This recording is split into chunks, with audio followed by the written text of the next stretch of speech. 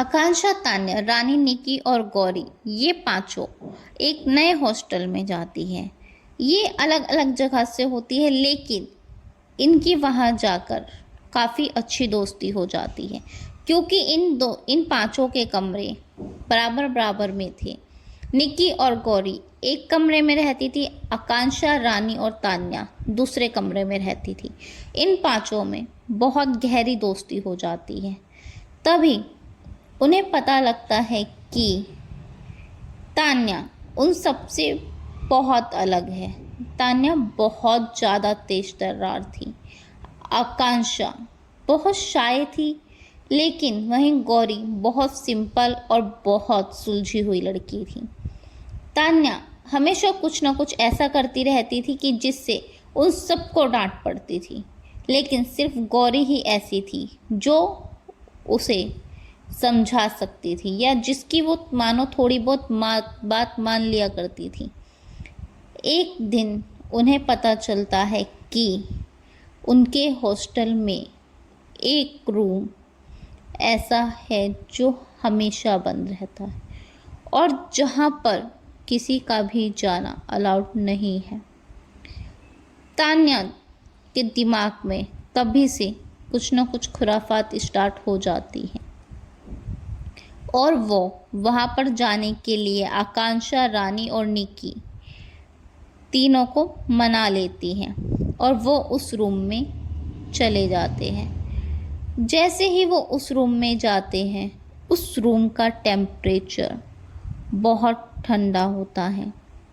उस रूम में मानो पता नहीं कितने एसी किसी ने एक साथ चला दिए हो, और वहाँ का एटमॉस्फेयर भी ऐसा बिल्कुल नहीं था कि यहाँ पर ये रूम पता नहीं कितने सालों से बंद हो। उस रूम में इतनी खूबसूरत पेंटिंग थी, बहुत अच्छी अच्छी पेंटिंग, और जैसे किसी ने अभी ये सब तैयार की हो। वो वहाँ से वो सब देखकर वापस आ जाते हैं, लेकिन तान्या वहाँ से कुछ चुरा कर लाती हैं, जो बात वो किसी को भी नहीं बताती। उसी दिन से उन चारों के साथ कुछ ना कुछ अजीब होना स्टार्ट हो जाता है। आकांक्षा को एक बच्चा दिखने लगता है, वहीं तान्या को एक आदमी छुरा लिए मारने की कोशिश करने वाला दिखने लगता है, और रानी को एक लड़की दिखने लगती है। सबको अलग अलग कुछ ना कुछ ऐसा दिख रहा था सपनों में, जैसे मानो कोई उनसे या तो बचाने के लिए बोल रहा हो, या तान्या को तो कोई मारना ही चाहता था। ये सब बातें वो किसी से कह भी नहीं पा रही थी, लेकिन गौरी के साथ कुछ अलग ही हो रहा था। गौरी को मानो कोई रिक्वेस्ट कर रहा हो कि मेरे परिवार को और मुझे बचा लो।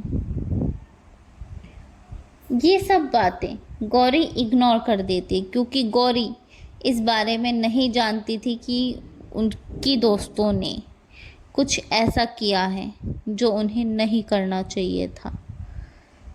तान्या ये सब बातों को मजाक में उड़ा देती है।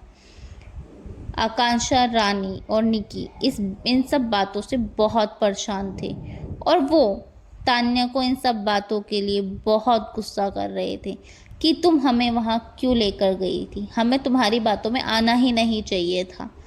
तभी वो सब बातें गौरी को बता देती हैं, और गौरी जब तान्या से ये सब बातों के बारे में पूछती है, तब तान्या गौरी को कुछ भी नहीं बताती कि वो वहाँ से कुछ चुरा कर भी लाई है।